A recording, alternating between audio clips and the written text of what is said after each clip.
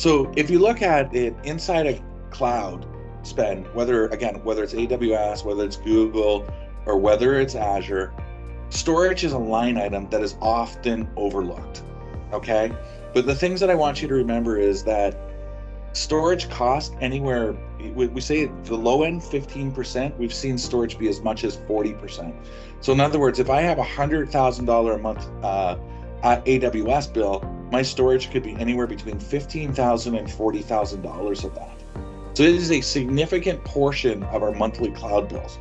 In fact, when I analyzed I've analyzed over $100 million of cloud spend over the last 6 or 8 months, and it is the number 1, 2, 3, or 4th biggest line item expense in your cloud bills.